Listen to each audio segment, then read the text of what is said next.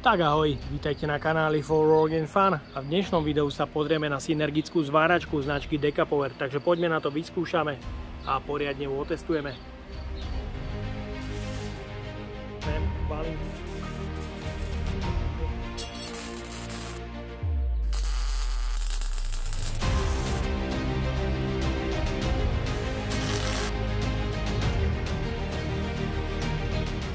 Do recenzií neustále dostávam nové ponuky, možnosť recenzovať rôzne produkty.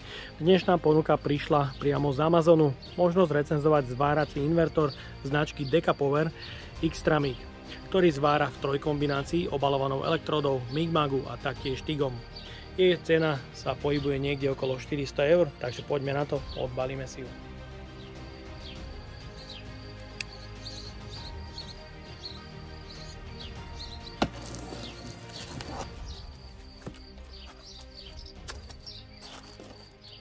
V balení nájdeme užívateľský manuál.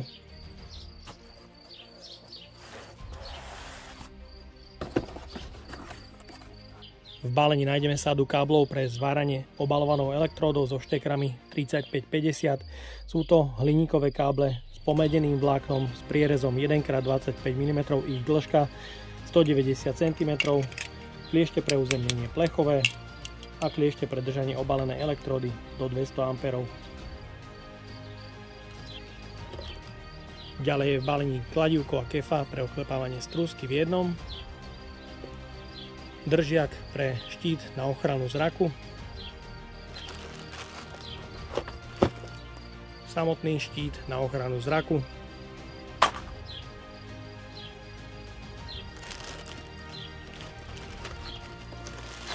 ďalej v balení nájdeme horák pre režim Migmag s klbikom pre lepšiu manipuláciu. Je to 150 A horák, ktorého dĺžka sú 3 m a má klasický eurokonektor. No a v balení je samotná robustná zváračka.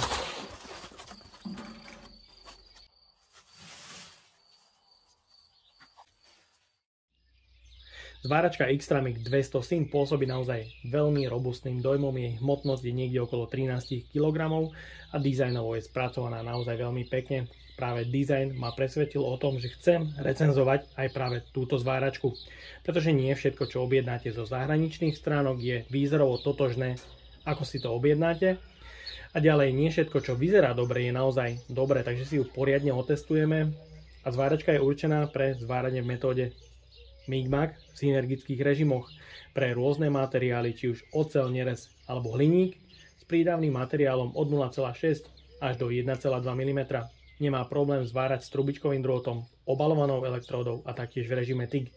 Ovládanie vyzerá byť intuitívne a poďme na to, poriadne ho vyskúšame a pozrieme sa na to, či rovnako dobre zvára, ako rovnako dobre vyzerá. Zhora nájdeme hliníkové madlo pre jednoduchší transport a z boku prieduch odvetrania. Vzadu nájdeme tlačítko zapnutie, vypnutie, vstup plynu CO2, argon alebo mix. Sieťový kábel je stále na 230 V, použité káble 3x2,5 a ich dĺžka 180 cm. Je tu ventilátor pre chladenie zváračky, môžete vidieť, chýba tu ale jedna skrúška. Je tu možnosť uzemnenia a štítok o zaťažení, kde výrobca uvádza pri obalovanej elektróde 200 A pri 60% zaťažení, takže na 200 A by mohla zvládať pracovať 6 minút. Pod krytom nájdeme kovový dvojkladkový podávač určený pre podávanie prídavného materiálu od 0,6 až do 1,2 mm. Je tu regulácia prítlaku na vodiacej koliesko, ktoré je ložisko kovové, pružina pre navedenie nového prídavného materiálu a máme tu samotné vodiace koliesko s priemerom 0,8 mm z jednej strany a z druhej 1 mm. Ďalej je tu možnosť osadiť cievku D100 do 1 kg alebo D200 do 5 kg. Možnosť použitia režim pre horák Spulgan pre zváranie hliníku a ovládacie prvky stroja ako displej sú z vnútornej strany ochránené plastovým krytom, ktorý je trošku slabší a mäkký.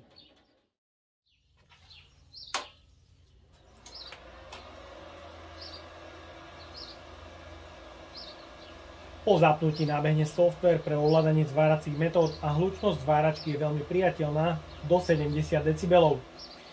Prostredie, v ktorom sa zváračka nastavuje, je veľmi jednoduché a zároveň intuitívne. Chválim, že nie je potrebné sa preklikávať menu. Na ovládanie sú tu 4 mikrospínače a 2x koder. Na LCD displeji sú znázornené všetky funkcie. Máme tu možnosť výberu metódy, synergické režimy, manuále, MIG-MAG, obalená elektróda a TIG. V synergických režimoch je možnosť výberu zváraného materiálu oceľ s COčkom, oceľ v mixe, nehrdzavejúca oceľ, trubičkový drôt, hliník s argónom, ďalej možnosť výberu priemeru zváraného materiálu s prídavným materiálom od 0,6 až do 1,2 mm pri hliníku. Ďalej je tu možnosť nastavenia voltáže, teda korekcie od -3 až +3, možnosť nastavenia ampérov, koder chodí veľmi pekne, svižne, ukazuje po jednotkách, ale dá sa ovládať aj veľmi rýchlo. Ďalej je tu možnosť nastavenia zvárania v režime MIG-MAG, kde je počiatočná rýchlosť podávania drôtu, možnosť nastavenia indukcie od -10 do +10, funkcia Burnback, predfúk na 2 sekundy, dofúk rovnako na 2 sekundy. Túto funkciu zatiaľ nepoznám a dvojtakt a štvortakt pre orák. Ak zmeníme metódu, v tom manuálnom režime je to totožné, je tu vidieť aj hrúbku zváraného materiálu. Pre obalenú elektródu vidíme, ak pridávame ampere, zváračka odporúča zmenu elektródy podľa ampérov. Niekoľko nastavení, funkcia VRD on-off, anti-stick on-off, hot start od 0 po 10 a Arc Force od 0 po 10. V metóde TIG nemáme žiadne pokročilé nastavenia od 20 až do 200 A, kde zváračka rovnako odporúča použitie priemeru wolframu. Ďalej je tu konektor pre uzemňovacie kliešte, konektor pre ovládanie horáka Spoolgun, možnosť zmeny polarity, ak sa používa trubičkový drôt, šteker pre kliešte držanie obalenej elektródy a konektor pre MIG-MAGový horák.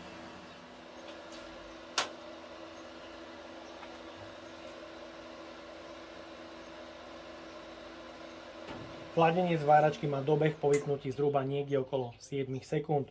Tričko, ktoré mám dnes na sebe od Martina Solíka, presne vystihuje to, čo mám naozaj veľmi rád od 1. až po 5. bod, pretože brinzové halušky mám naozaj veľmi rád.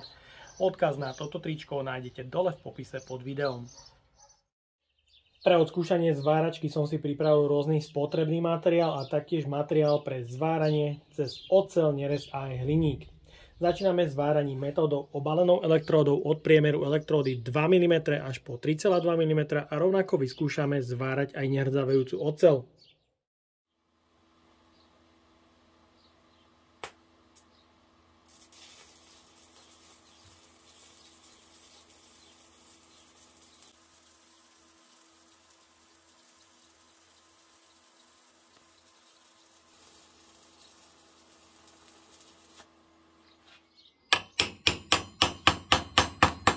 Elektróda o priemere 2 mm ESAB EB121 zapálila veľmi pekne a oblúk bol po celej dĺžke zvaru stabilný.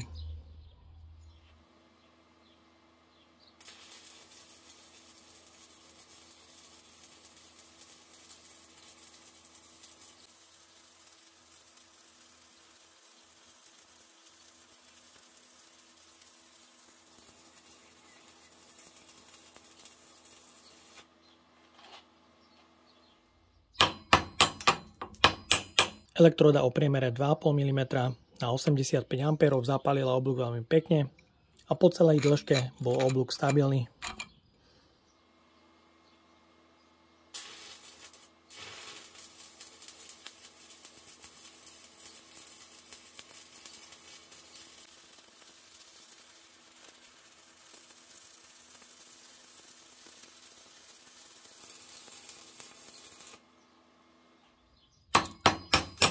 Rovnako elektróda o priemere 3,2 mm zapálila oblúk na 135 A a po celej dĺžke bol oblúk stabilný.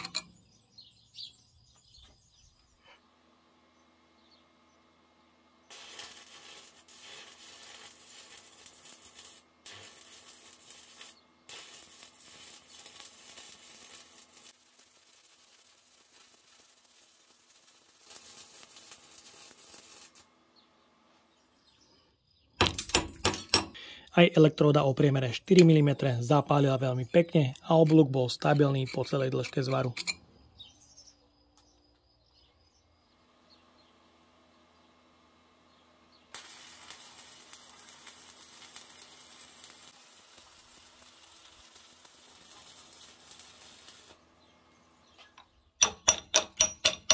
Rovnako elektróda pre nehrdzavajúcu oceľ zapálila na 95 A a oblúk bol po celej dĺžke zvaru stabilný. Ďalej pokračujeme synergickým režimom MIG-MAG s priemerom prídavného materiálu 0,8 mm, plynom CO2 a argónom, kde začneme bodovaním tenkého plechu o hrúbke 1 mm.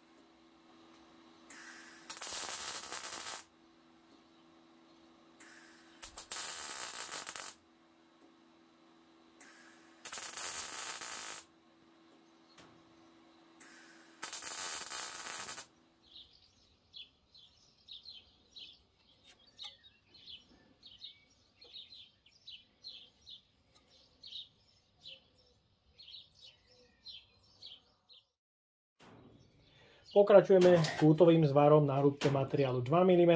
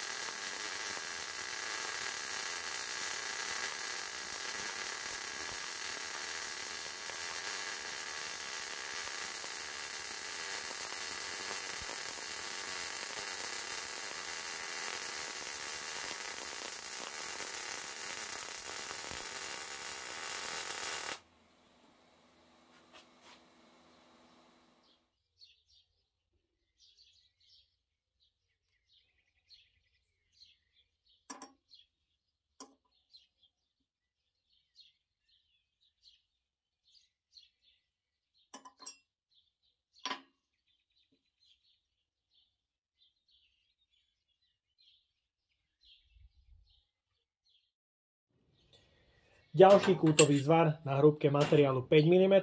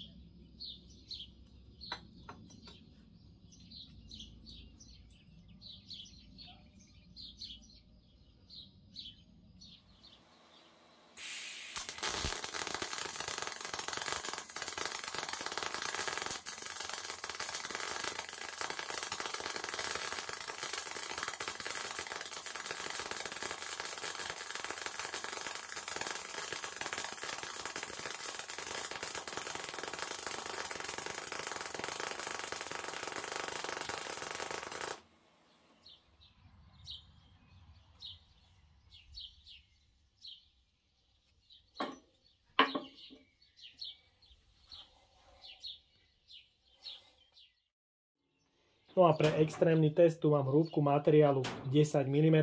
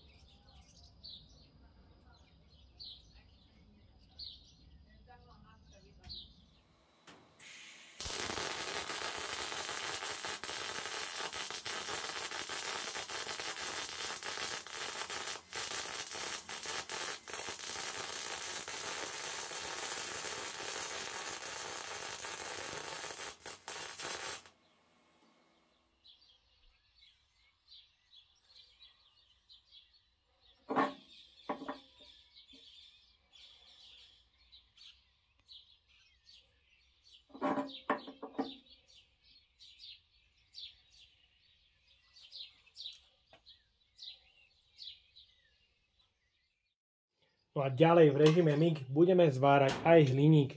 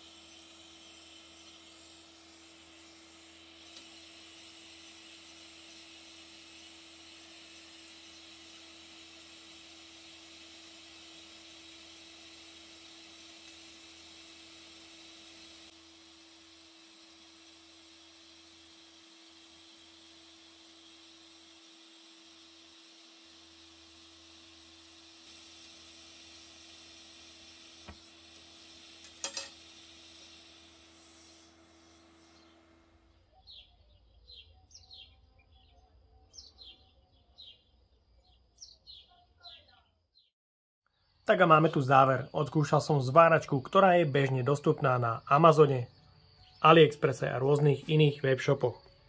Podľa môjho názoru dizajnovo je spracovaná veľmi pekne a neočakával som, že bude zvárať tak, ako dobre vyzerá, pretože zváranie s ňou bolo naozaj veľmi dobré, či už pri obalovanej elektrode, zapalovala veľmi pekne a zváry s ňou sú naozaj veľmi pohľadné. Taktiež v režime MIG-MAG sa mi s ňou podarilo veľmi pekne bodovať, bodovala veľmi pekne, svižne. Taktiež rovnako v režime MIG zvárala hliník úplne bez problémov o hrúbke 6 mm a taktiež ak sa použije plyn CO2 alebo zmesný plyn, je tam vidieť rozdiel. Zváračka má synergické režimy prednastavené pre tieto plyny, takže si myslím, že je technicky vybavená celkom slušne. Synergické režimy ponúkajú rôzne možnosti nastavenia a taktiež som odskúšal režim TIG, v ktorom taktiež zapalovala veľmi pekne a zváralo sa mi s ňou celkom slušne. Samozrejme pri používaní som narazil aj na nejaké tie mínusy, kde hlavným mínusom sú káble, ktoré výrobca pribaluje, ktoré sú z hliníkové a kompenzuje meď hrúbkou 1x25 mm. Ďalej samozrejme pri takejto zváračke nemôžete očakávať, že bude dostupný servis alebo náhradné diely a ťažko povedať, ako by to bolo pri prípadnej reklamácii. Takže je to na vás, ako sa rozhodnete, či siahnete po nejakej tuzemskej zváračke, či už Most, Kovax, Solution alebo Alphain, je to na vás. A ak máte záujem, chcete ušetriť nejaké tie peniaze, tak si myslím, že je to veľmi slušný invertor do zahraničia. No a ja dúfam, že sa vám dnešné video a spolupráca so značkou Decapower páčila. Ak by ste ma aj vy chceli podporiť finančným príspevkom, dole do popisu vkladám link na PayPal Donate. No a odo mňa je to na dnes všetko.